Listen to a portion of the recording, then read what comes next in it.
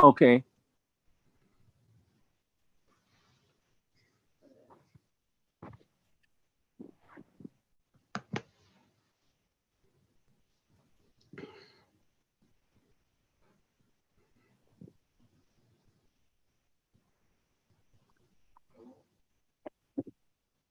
I see you have that shirt on, Lois.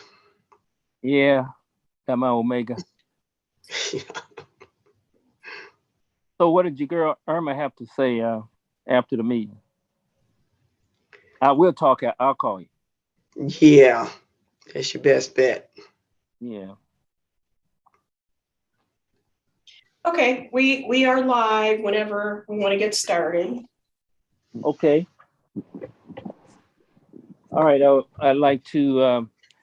The date is April the 17th. Time is 4:30. And I'm going to call to order the public school retirement system of the city of St. Louis meeting to order. Could we have roll call, please? Angela Banks, Christina Bennett, Lewis Cross, Present. Sheila Goodwin, Present. Shanice Johnson, Sorry, it was glitching like it was gonna go out. Present. Hi, Shanice. Donna Jones,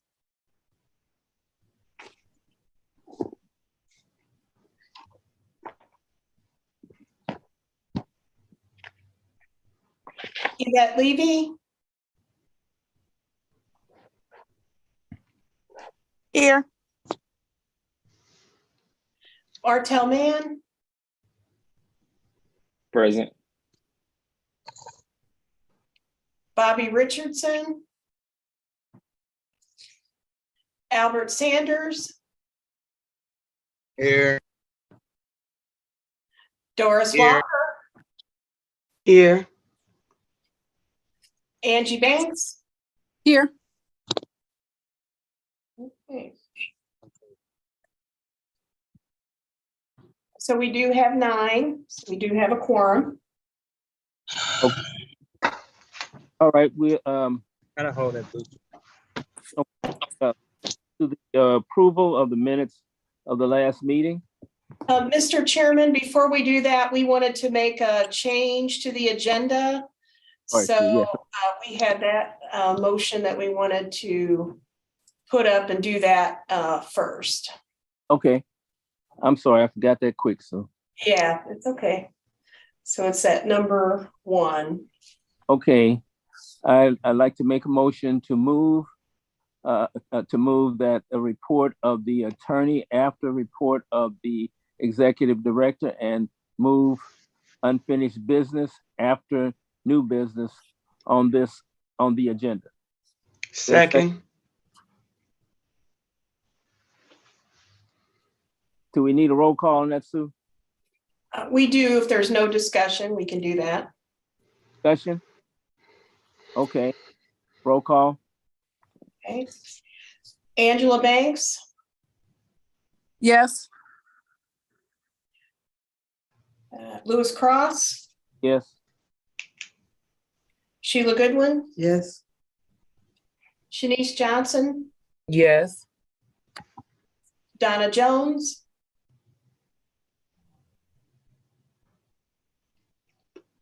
Yes. Yvette Levy, Yes. Martel Mann, Yes. Albert Sanders, Yes. Doris Walker. Yes. Okay, so again, we have 9. The motion carries. Thank you. Okay. So now can we go on with the approval of the minutes, Sue? Yes. Okay, approval of the last meeting, that's tab 1. Is there a motion to accept? Sheila Goodwin makes a motion that we accept the minutes from the meeting, is it in February? February 27th. February 27, 2023. Is there a Second. Okay, all in favor? Aye. Opposed? Abstentions? Okay, we'll move on to reading of communications to the Board of Trustees. Are there any, Sue? I don't have anything. Okay. Presentation by interested parties. Do we have anyone, Sue? I do not have anything. Okay.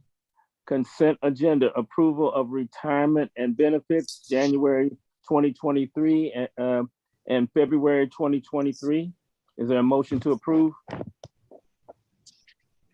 I make a motion that we approve the retirement benefits for January and February 2023. Second. Okay, all in favor? Aye. Aye. Opposed? Abstentions? Any discussion?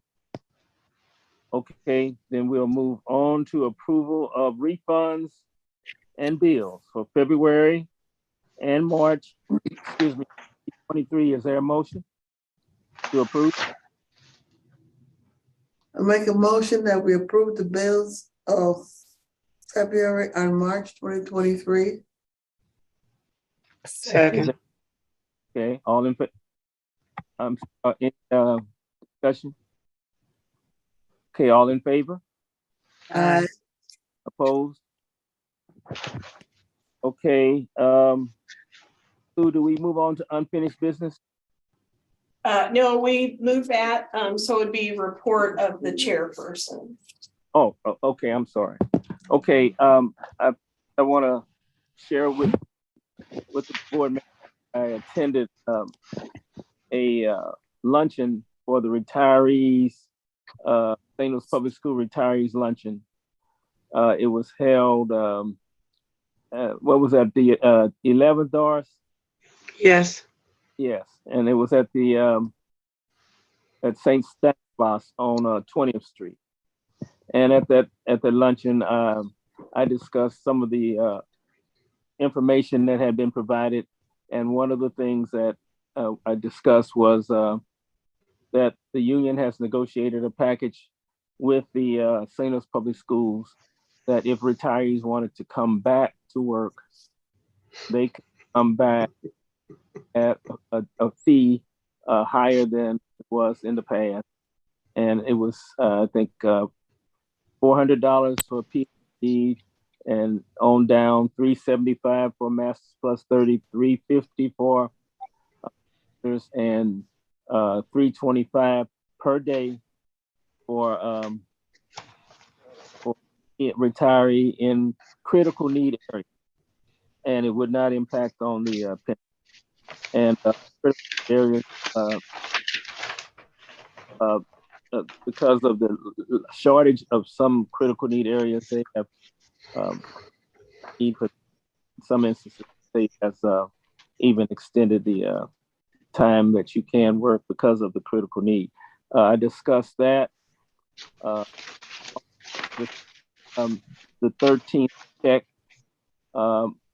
Matt and Sue were so gracious to give me some information in that area. And basically, if the General Assembly approves it, I mean, they have to pay for it.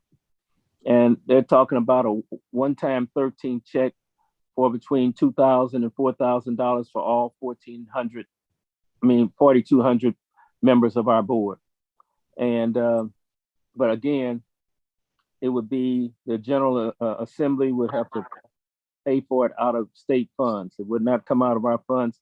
And I talked with Sue concerning the possibility of the state trying to flip flop and make us pay for it. And I think you shared with me, Sue, that in our regs, that's impossible to happen. Is that right? Right. I mean, we wouldn't be able to process that without funding. Right. So that is where, and we discussed it. I think we had over 150 to 200 people at that gathering. And for the most part, of course, one of the questions was the old favorite of the COLA, and I explained that we have to be 80% funded. If we are 80% funded and we vote to have a COLA, then the St. Louis Public Schools Board has to approve and vote for that as well in order for it to happen. And we haven't had one since 2006. And I wanted to make sure that, of course, all of those people were part of our pension. Well, make sure that they understand that we are for a COLA as well. We're not like Kansas City where they have a COLA built into their schedule. We do not have a COLA built in, and it has to be done on those steps that I just shared with everybody. So all in all, it was a very interesting time. It was good to see a lot of the people that I had worked with for numerous years. And that basically concludes my report. Okay. Office executive, let's see. You next, Sue? Yes, that's right. The report of the executive director. Executive director, I'm sorry. Yes. That's all right. So thank you, Mr. Chairman. Just a few things that I want to comment on before I bring in Anders to talk about this year's financial statements. I wanted to mention, normal information is in the office update. We did have one overpayment that we did discover fairly quickly, but 2 months had gone by of payments that were paid out that should not have been paid out before we discovered it. But because we did have some checks in place, we did discover it. The individual most likely had not reported the death. The family member had not reported the death of the parent really to anyone. So we've reached out to the bank already. They've come back and said the account does not have the funds in it to return it.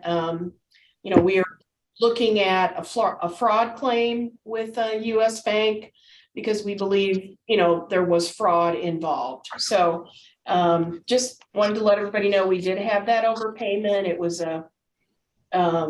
again, went a couple months before we knew about it, but because we had the checks in place, it could have gone on much longer. So about $7,000.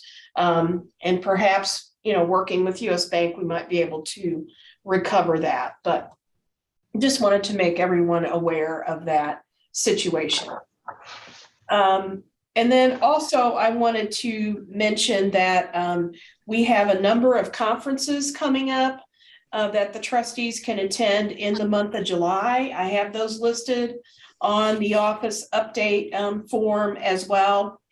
So there are 3 conferences in mid to late July. So what we would typically do is the system would pay for the registration for folks, trustees that want to attend those programs.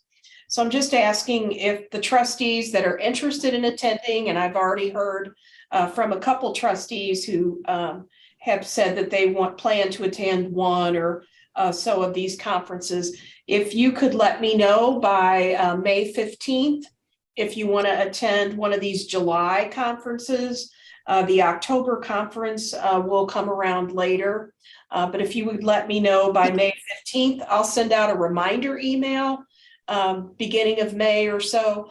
But just wanted to throw that out for the trustees to start looking at those conferences. I'll send something out with the links so you have them.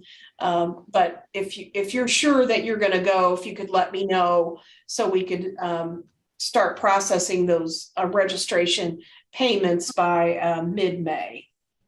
So wanted to mention that. So, Sue, oh, I'm sorry.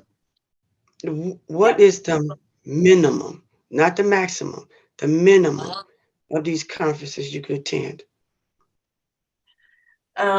So there's not really a minimum number or maximum number in the policy right now. So I could just attend one because I really don't Yes. like flying. Okay, Yeah. I got you. Yeah, There is a requirement that the trustees do have to have, ongoing trustees have to have 2 hours of education each year. So we try to provide that throughout the year. We'll have different programs that try to capture that education, but it's, you know, it's not going to cover everything that trustees should, you know, would be helpful for trustees to know serving on the board. Okay, thank you. And Christina, did you have a question or? I'm heading to NAS. Okay, okay, thank you. So do you want me to pay my registration and then just submit it, or? Yeah, we did that last year. We went ahead and paid the registration. So I think we can do that again this year as well. Okay. Yeah. All right, so thank you. And again, I'll send out an email just to remind everybody with links. So if you want to look at those conferences, you can do so. The other item that I wanted to mention is just looking at the RFP schedule that we have coming up for this year.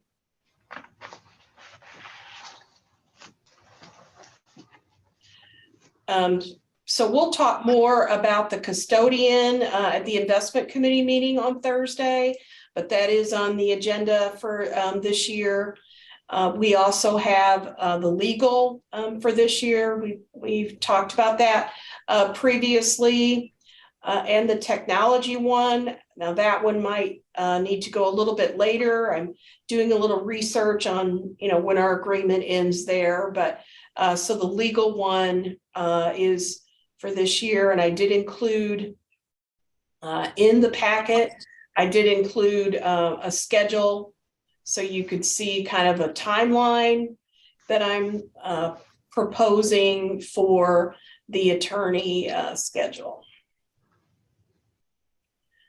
So just starting that in July, getting that out August, having responses back in September, and provide an overview of the responses to the trustees in October, and then end of October, early November, do finalist meetings. So again, that's just a tentative timeline. I'll update the trustees, but wanted to let everybody know we do have that one. And again, on Thursday, the investment committee meeting, we'll talk more about the custodian search. Any questions on RFP or?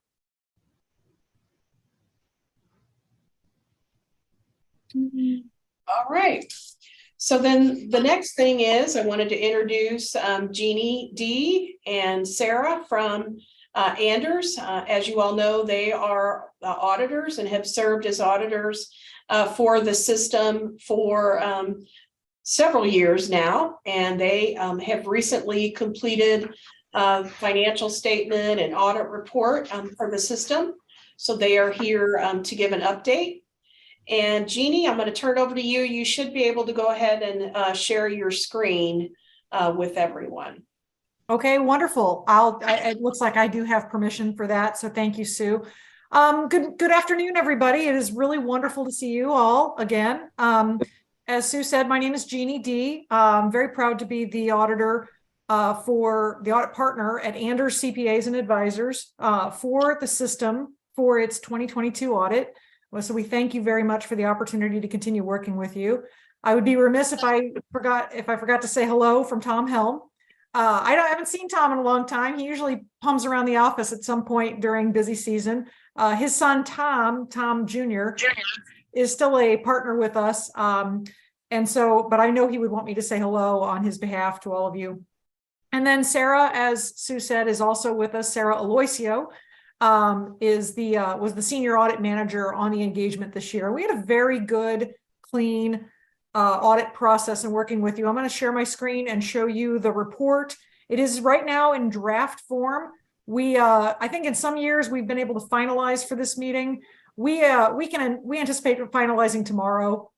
We have the representation letter ready to go for Sue to sign, and we have all of our subsequent event work completed. So I think we can publish the final copies on our letterhead dated for Sue, between now and tomorrow afternoon. So we'll get those final copies over to you. So let me share my screen, and this I'm going to go pretty quickly here.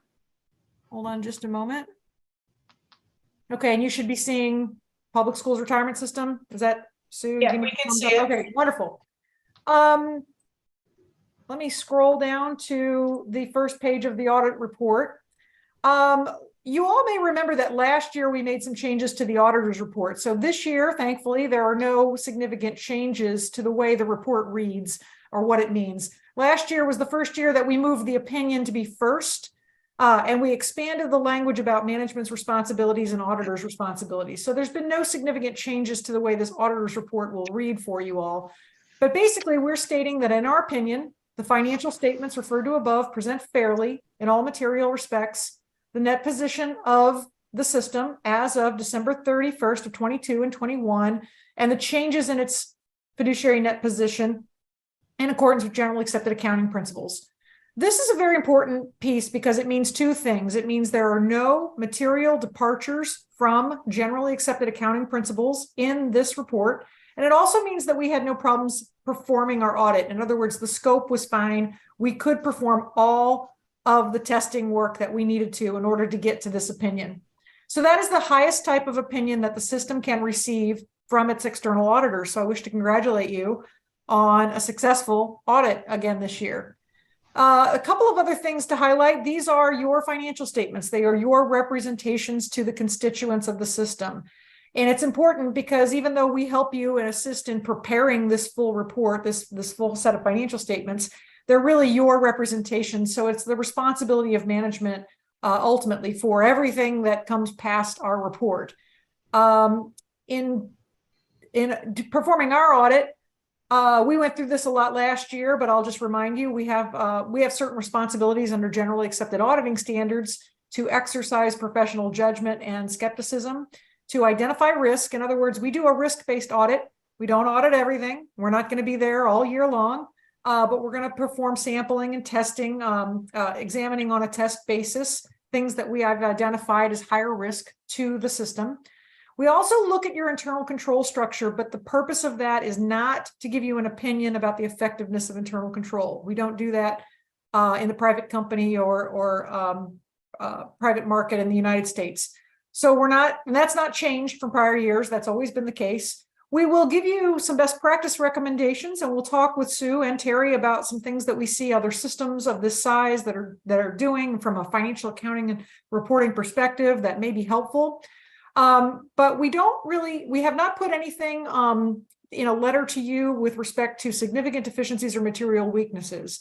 So, and that's really important. If we identify things that we think are significant deficiencies or material weaknesses, we report those separately to you, but we don't have any of those for you this year. So that's actually a very good thing. And we wish to compliment again, the team at the system in maintaining a system that's free of those material weaknesses. But this report does not express an opinion on that. We do, however, look at your accounting policies, the estimates that are made by management, and the overall presentation of your financial statements. We have some requirements to communicate to you, which we've done in our engagement letter and our planning letters. And then the next couple of paragraphs just deal with the supplementary information. These financial statements are pretty big. We've got the basic financial statements, and then we have required supplementary information by GASB reporting. We have some other supplementary information. So there's a lot going on. So these next couple of paragraphs will start by expressing whether or not we have an opinion on some of the extra information that's included. In this case, from MD&A, we don't put an opinion on that, and we're not required to. So that's a very standard thing for the MD&A sections. And then we look at the other supplementary information, which are a lot of the other schedules that are here. And those are fairly stated in relation to the basic financial statements taken as a whole. So in other words, there's been no changes to this report, and it is the highest type of report you can receive from your auditors. So I'll congratulate you on that. Let me go just briefly to a couple of things to highlight. Sue, I'm going to skip past the MDA. The next couple of pages are your management's discussion and analysis, and that's really prepared by Sue and Terry at the system to summarize a lot of the things that you're going to see in the full financial statements. So this is required to be included, and I will skip down to the first page, which is sort of the balance sheet, if you will, of the system at December 31st of 2022. So this is measuring all of the assets, all the liabilities and debts, and then we don't call it equity, but it's the fiduciary net position of the system at that moment in time. And, you know, I hate looking back this far because unfortunately 2022 was not a kind year to any of us in the investment markets or any of my clients that are running large retirement funds. So we did have a downtick of total assets down to 819,340,000 from the prior year high. From the prior year at December 31st of 21 of 974. And we'll look in a moment on the income statement side, the changes in this fiduciary net position to show you how we got from that 974 to the 819. Cash position has stayed pretty current, but really the investment losses, and most of these are holding losses, really reduced from 962 million to 806 million. The deferred outflows of resources and deferred inflows, these are sort of reported sort of on what we call a mezzanine here. We have 331 of deferred outflows and 413 of deferred inflows. And then our real true traditional liabilities from an accounting perspective for accounts payable and net pension liability amounted to 1,390,000. So that leaves us with net position, sort of equity. We don't call it that, but total net position restricted for pensions is 817 million at December 31st of 22, compared to 972 in the prior year. And again, you will see on the next page, again, how all of the additions, all of the revenues and income, and then all of the losses for the system. So this is reported. The traditional way of reporting this is our traditional additions, which are contributions from the employers and plan members of 63,828,000. And then this section, which we're hopeful, we're always hopeful that this is positive. Unfortunately, in 2022, it was negative, but our investment losses sort of categorized by type of investment. We see that we had 99,909,000 in losses overall. And then when you add the investment expenses, you get to the 103 in net investment income and loss, and there's a few miscellaneous other pieces. So it says additions, but we always put the investment income loss in this section. So we're down 39 million from those categories. Then we have our deductions, which are our benefits paid, 107 million, and some operating expenses and contribution refunds due to death or resignations for total deductions and payments out of 115 million. That leaves that overall decrease in that net position that you just saw of 154,959,000. And so it reconciles here. 972 million was where our net position at the beginning of the year. 817 million was our net position at the end of the year. The rest of the report, and I won't go through all of this. There's a variety. I'm going to stop my screen if I can figure out how to. There we go. I'll come back. The rest of the other pages are required, again, either required supplementary information or other supplementary information. There are a number of schedules that are provided by the actuary that we perform some audit procedures on that show the individual employer liability schedules that are in there. So there's a lot of data in here. Again, most of the footnotes have been updated, or all of the footnotes have been updated for the current year reporting requirements. And another thing we did this year, Sue, I'm going to go ahead and let them know about the connection to the annual comprehensive financial report. But every year in the summer, the system publishes an annual comprehensive financial report towards achieving the I'm drawing a blank, the Center for Excellence in Financial Reporting for Governmental Entities. And there's some feedback that the GFOA provides back on that. Now you've achieved that certificate. Congratulations, by the way, but they always have some recommendations and best practices in terms of style of reporting, things that should be included, things that should not be included. And so over the years, we tend to try to respond to that as best we can, and to help the system polish up the audited financial statements. So we did kind of an exhaustive look, and the only one that we have right now is your 2020 report. They have not provided, Sue, to my knowledge, they have still not provided feedback on 21. Is that correct? That's correct. Okay. So, but in other words, they had a number of very good recommendations. Some things are a little kind of, I'll call them ticky-tacky. You know, they want everything landscape or portrait format. They don't want you going back and forth. They want some certain note references. The only really, I'd call them more substantial type changes had to do with some of the methodology references that the actuary was using. And I'm not an expert at this, but the frozen entry normal age versus the regular entry normal age. So we looked at that, and I believe that that's been resolved.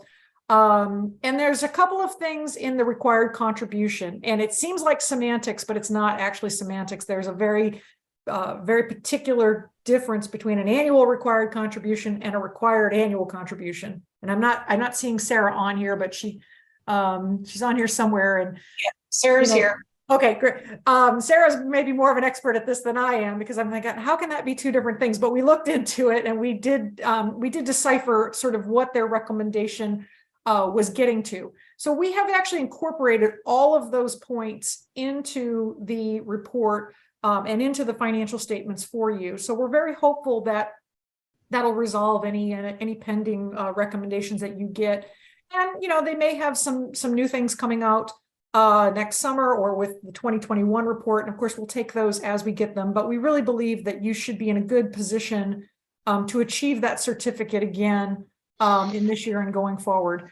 So I think I'll stop with that. And when we are done with this and issue our published final with our letterhead, we'll also accompany the auditor's communication to those charged with governance. I will let you know there will be no surprises in that letter. It's a standard letter that just describes that we had a very good process in working with Terry and Sue and everyone at the system. I also like to say that if that were not the case, this would not be the first time you're hearing about it. So if we need to get on the phone with the board and discuss an issue, we certainly do that in advance of this type of meeting. But as it is, we had a very good process in working with everyone. And we are ready to finalize our report. So I guess I'll stop for a moment and see what kind of questions anyone has.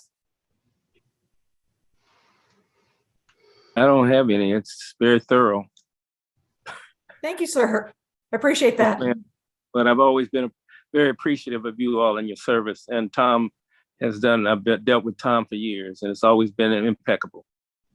I will relay that back to him next time I talk with him. I'll let him know. All right. We appreciate that. It's it's big shoes to fill for Tom, but and you know, Sue, I don't want to speak out of turn here, but you had mentioned some the trustee training. Sue and I talked a little bit. I would be delighted later on in the year or next year to plan to come in and work with you all and maybe give some presentation over, there's 50 pages in this report.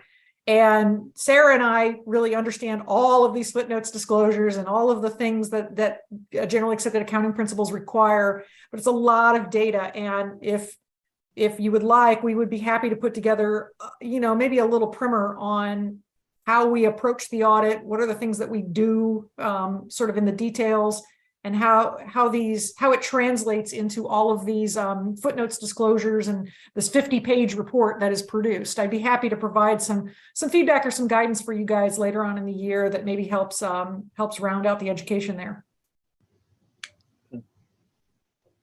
All righty. Thorough report. Thank you so much. Okay, Sue, we'll be back in touch either tonight or tomorrow morning with the representation letter, and we'll get this thing finalized and signed off for you. So thank you all very much. If anyone does have any follow-up questions, again, Sue and Terry can get you my information or Sarah's information back at Anders, and we'll look forward to working with you later on this summer on the annual comprehensive financial report. And then there's a GASB 68 piece of the work as well. So we'll look forward to seeing you again soon. Okay. All right. Thank you, Jeannie. Thank you, Take care. Sarah. Take care. And also want to give a shout out to Terry and all his work that Anders comes in and takes a look at, and the audit couldn't happen without Terry and everything he does and all his assistants during the audit. So appreciate you, Terry, doing what you do every day. All right, next thing up on my agenda here is to talk about, we have our one of our business insurance policies that is expiring. And so we need to look at the renewal. Gallagher. So we have a number of policies that the system has in place.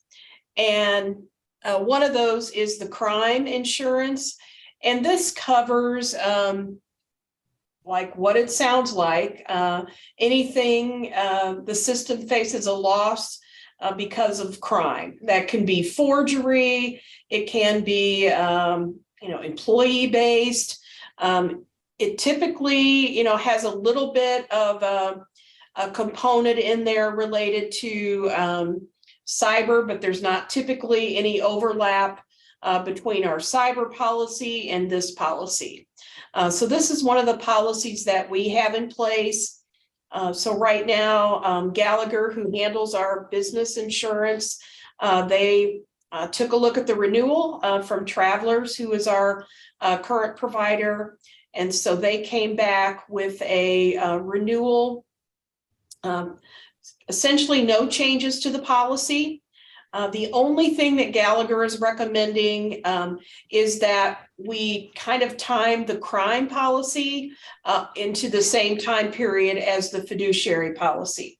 They used to be on the same time frame, and so we needed some additional time last year, the year before, to get the financial statements done, because they need that when reviewing and making any decisions on the fiduciary coverage. So they are just recommending that we time this to July renewal. Previously, fiduciary was on a May basis. We pushed that back in the last couple of years. So they're suggesting that we push the crime policy to renew in July as well. So it's coming in. Right now, the policy that is expiring was a 3-year deal, and it had an annual premium of $17.10. This year, Travelers was only willing to do a 1-year renewal. So this would renew through July of 24. And so the base premium was $19.45, and then by bumping it to July, that's where we would get the additional amount owed, and the total premium renewal would be $2,270. In the board material, I did put some extra pieces in there from Gallagher, and Gallagher had also gone out to the market, and I believe they had reached out to 9 other providers of this type of policy, and they weren't able to get any additional quotes.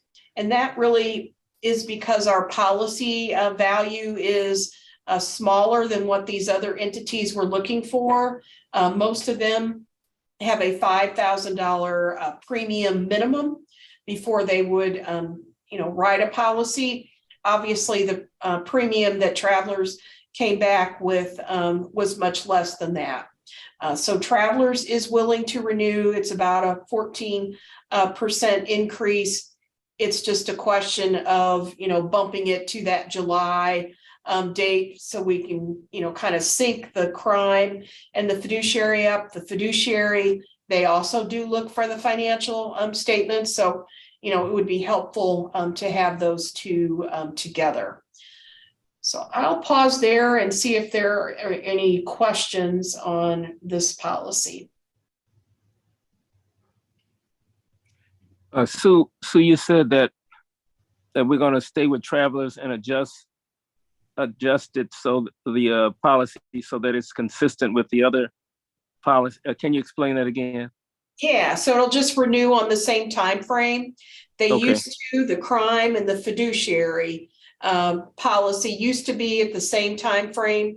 Well, we had to push the fiduciary policy back to a later renewal so that the financial statements could be completed. With a May renewal, obviously, we just saw the financial statements. It was difficult for those, for the broker and the insurance providers to come up with a policy with just a few weeks before renewal. So this is, same policy. It would just push out, instead of really being 12-month, it's going to end in May. It's going to be a 14-month policy. So that's why we're paying, just a little bit more to get to that 2270. The crime was a 3-year period. So that's why it wasn't impacted, back then.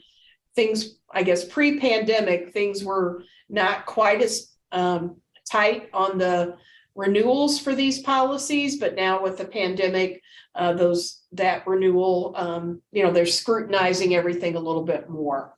So it just is giving us a date change so that we'll only have to talk about the crime and the fiduciary. We'll have that at the June board meeting in June of 24. Okay, thank you, Sue. Yep. Any other questions?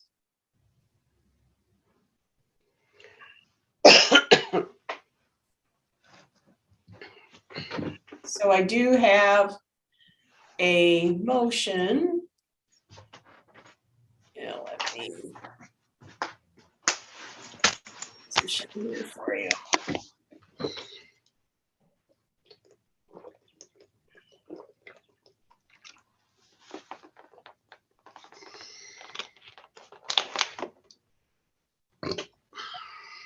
So I do have a motion for us to proceed on the crime insurance. Sheila Goodwin makes a motion to accept the renewal from Travelers Insurance for the crime policy as recommended by Gallagher, the system's business insurance consultant. I second.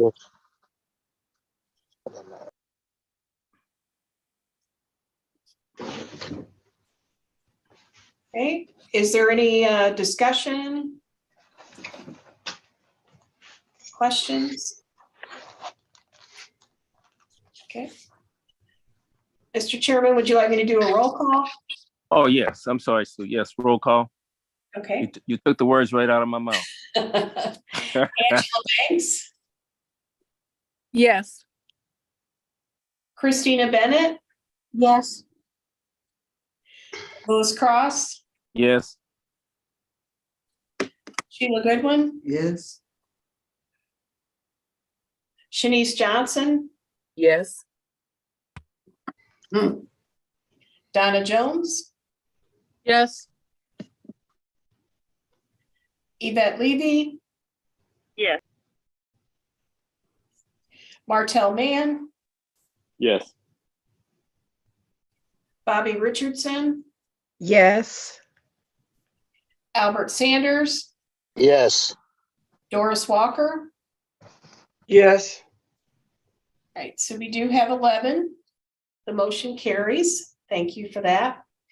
The only other item I had in my report is just to update the trustees. We are moving forward as we reported last meeting.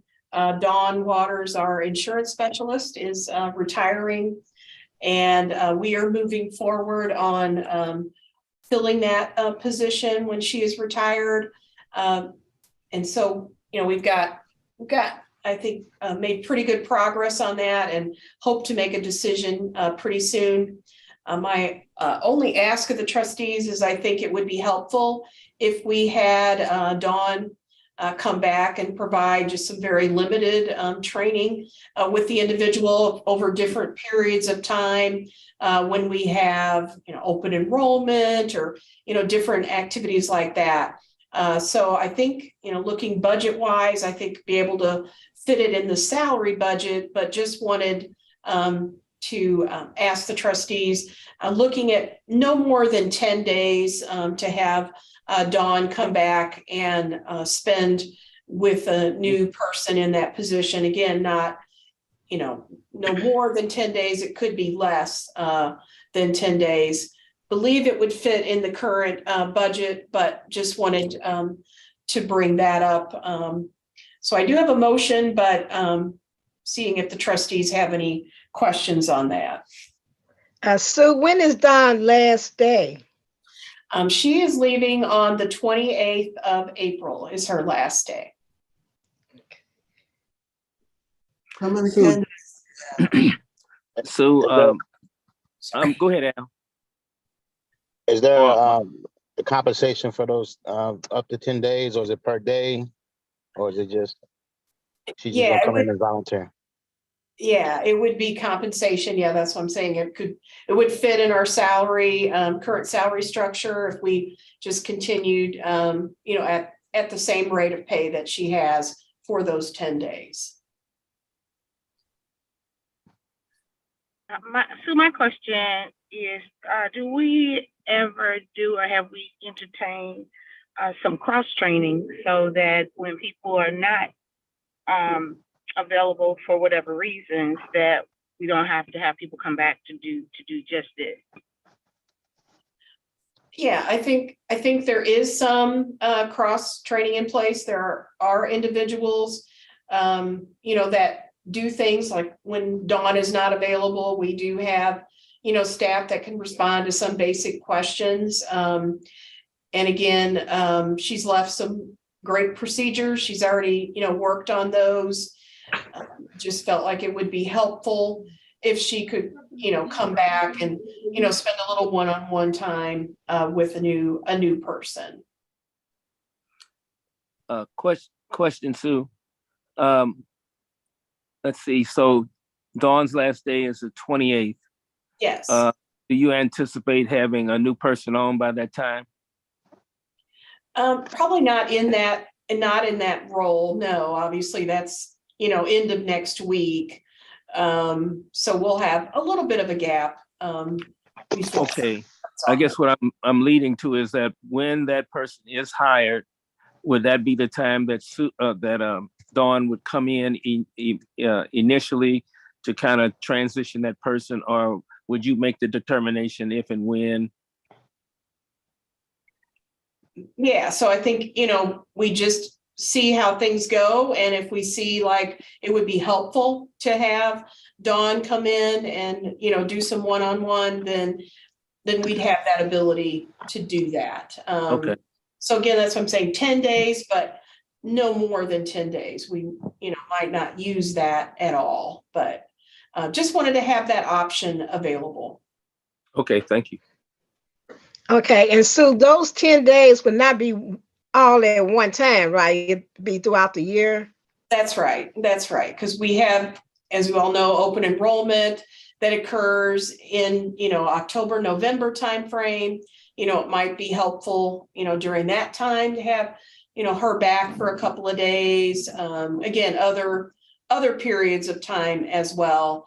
When a person first starts, things like that. Paying bills at a certain time of the month, that first time doing it.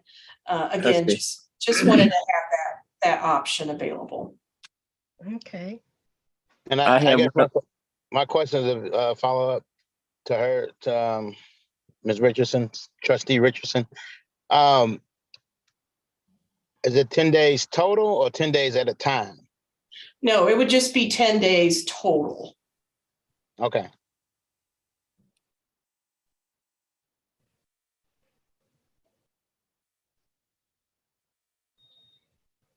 Any other questions or?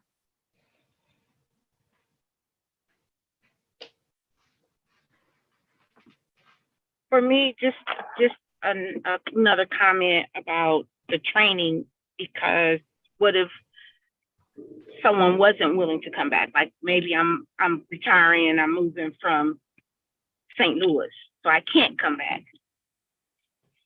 So I think we probably need to figure out how to ensure that there's some really good cross training. Because I mean, it's great that we have this option, but there's also a possibility that we may not have this option when someone else decides to retire. Yvette, I think that's a valid point, and I think that committee, what committee would that be? Maybe we could take a look at kind of initiating something like that and ongoing, so that if something were to happen, you know, it wouldn't cause an immediate stall in the process. Or do you already have that in place, Sue? Well, again, with being a small staff, we do the best we can. And, we do have some folks that help out in other areas. And, we certainly, if Dawn wasn't willing, we certainly could, get through it. But, just felt like it would be better to have that option. But certainly, we can look at doing some more cross training where it might, be applicable to kind of help us out in further future situations, I should say. And I agree. And I don't think it's cross training just with the small staff. I think it's like if we say, like, if let's say Terry is leaving, if it's possible to hire somebody before he leaves to make, I mean, if that's a policy that we can come across with, that we hire somebody before he leaves, so that cross training can possibly take place before that person actually leaves, if it's all possible. Yep, that would be ideal. Definitely, that would be ideal. And Sue, did I hear you say that she actually is putting together a process manual? Yes, she's already completed that. We're working our way through it, and it's very detailed. So I think that will be a big help as well. Yeah, so if that can be, I know that's a huge thing for us to document our processes, but if that could be something that each role does, that will be super helpful for transitioning, because I understand how hard it is hiring these days. So at least a manual or some point of reference for the new person, that would be good if we can make that a priority. Yep, I appreciate that. That's good feedback.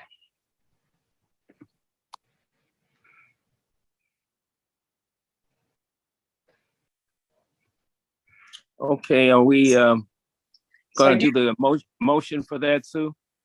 Yeah, I have it there if there's no further discussion or questions.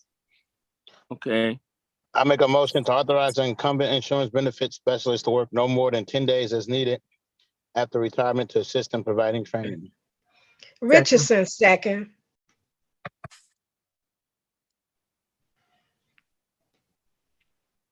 Would there be a roll call vote for that, Sue?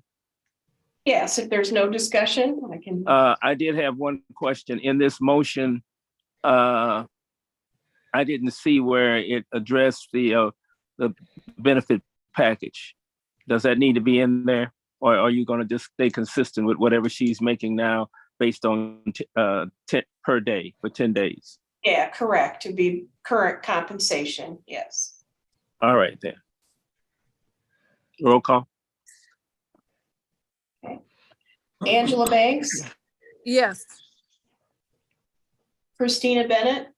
Yes. Lewis Cross. Yes. Sheila Goodwin. Yes. Shanice Johnson. Yes. Donna Jones. Yes. Yvette Levy. Yeah. Martell Mann. Yes. Bobby Richardson. Yes. Albert Sanders. Yes. Doris Walker. Yes. Okay.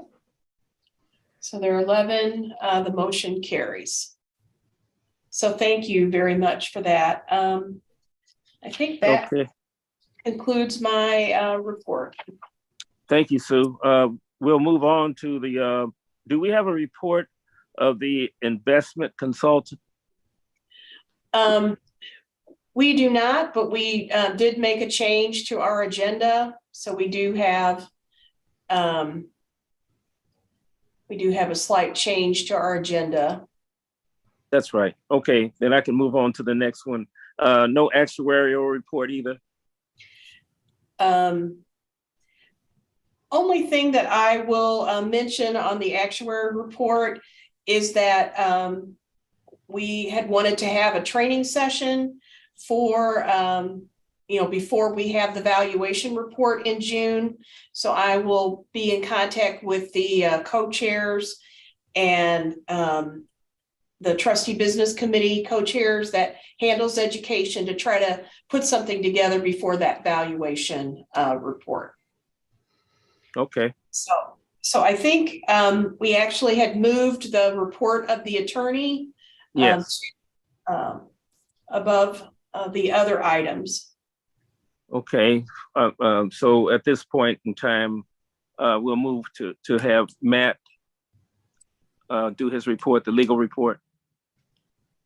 Yes, good evening, everybody. I just have a few items that I was going to touch on tonight, so I recommend we move into closed session, please. Okay. I, Sheila Goodwin, make a motion to close the meeting and that all records and votes, to the extent permitted by law, pertaining to and or resulting from this closed meeting be closed under RS Missouri and 610.021, one for the purpose of having a confidential or privileged communication with the legal counsel for the public school retirement system of St. Louis on legal matters. Richardson, second. That was a long one.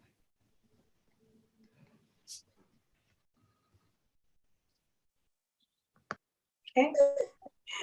Mr. Chairman, would you like me to do a roll call? Oh, yes. Roll call, please. Angela Banks? Yes. Christina Bennett? Yes. Lois Cross? Yes.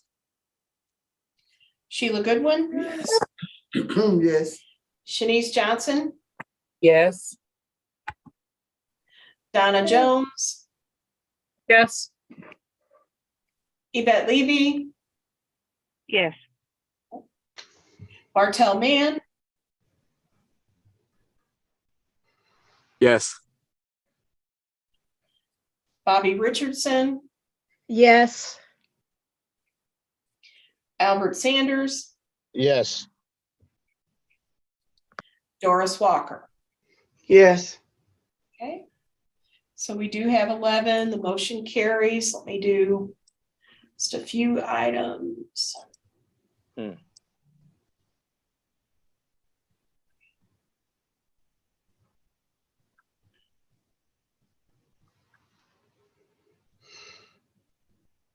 Oops.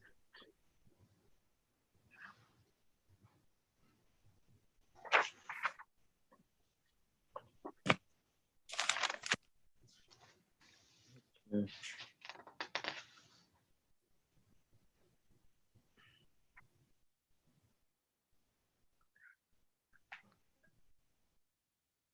right, let me just confirm if we're live. Okay. Let me confirm, Mr. Chairman, if we are live. Yes, I was hoping that we were, but I know it takes a moment. Yeah, it takes a little bit. Okay, we are live. Thank you. Okay, then we'll move on to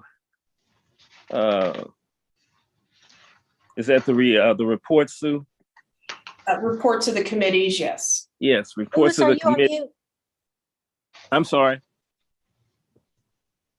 Did somebody say something? Hello? We can hear you, but someone asked, were you on mute? Oh, am I on mute? Is You're it me not. or I can't hear anybody? No, I'm not on mute.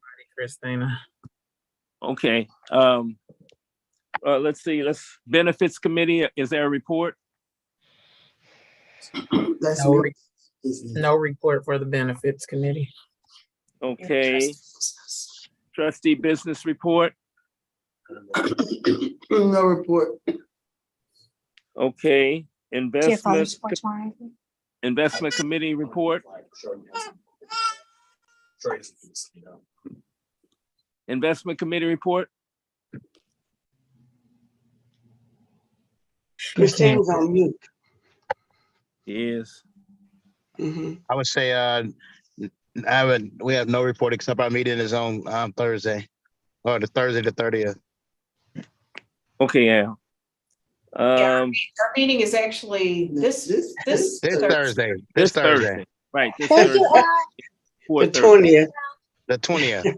Right. Okay, legislative rules and regulations report. No report. Okay, and personnel and professional contracts. No report, but I want to ask Sue, when Don leaves, do we serve on that committee or hiring a new person for Don's position? When she leaves to hiring a new person, do we serve on that committee or how they work? Yeah, typically I would, report that to the trustees, but, we would take care of that internally. Okay. All right. Thank you. Yep. Okay. Okay. Any other discussion, Bobby, on that last report? No other concerns. Okay, then I think we will then go to,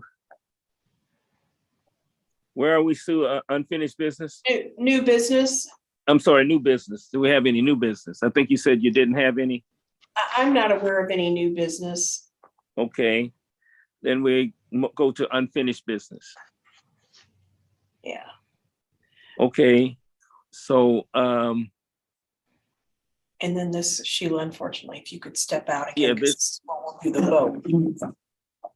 Yes, Sheila, you'll have to.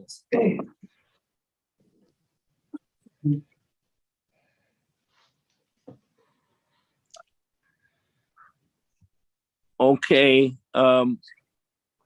so under unfinished business, the travel that Trustee Goodwin took to Spain, it's open for discussion at this point in time.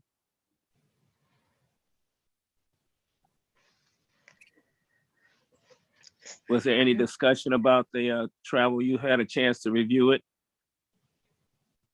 Is there any discussion? Okay, then are we ready for a vote, Sue? Yeah, I have two possible motions there. Yes. And that, I think we don't need a motion if it's not going to be approved. The motions are if we are to approve it and the trustees are to approve it. Okay. So what's the pleasure at this point, Sue?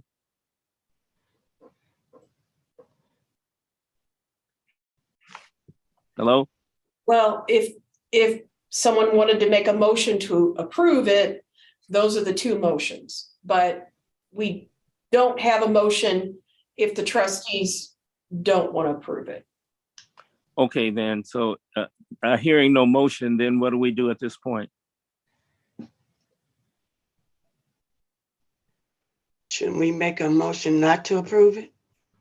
I would say some record, one way or the other, would be beneficial and appropriate. Okay, is there a motion? I move that we do not approve the reimbursement of the expenses and the travel request submitted by Trustee Goodwin in the full amount of $2,787.36. Is there a second? Second. Okay, do we do a roll call vote at this point, Matt? Sue? Yes. Okay. Sorry, there was a motion to approve? No, not to approve. Okay. Okay, so we're gonna do a roll call vote. Okay. Angela Banks? Yes.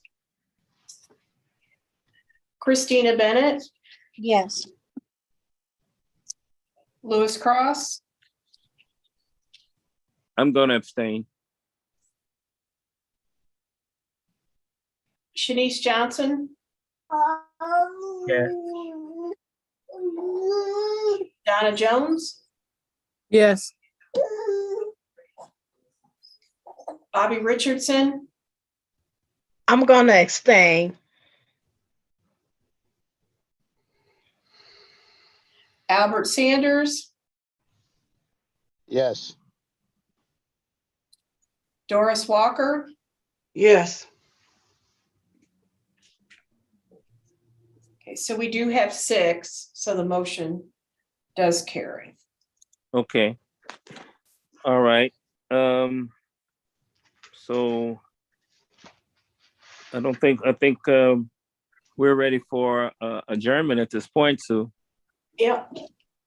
All right, is there a motion?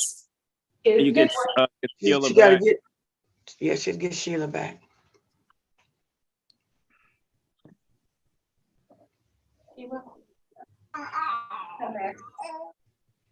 I'm holding out on juice, you all. So if it goes out on me, I didn't bring my card in here. So Shame on you. yeah, tell me about it. I won't do that again.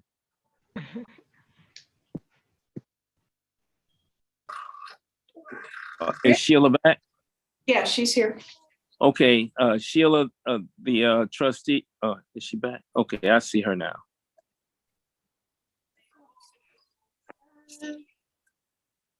Okay, Sheila, trustee Goodwin, the board has decided that they will not approve your travel for the trip to Spain, and so I had to let you know that.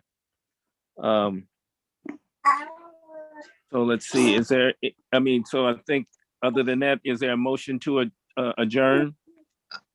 I make a motion to adjourn this meeting on April 17th, 2023 at 6:39 p.m. And I Second. second that. Okay, all in favor? Aye. Okay, opposed? Okay. All right. Well, good night, everybody, and see you all Thursday. Good night. Everybody. All right. Good Good night. night. Thank you all. Thanks a lot, Matt, Sue, everybody.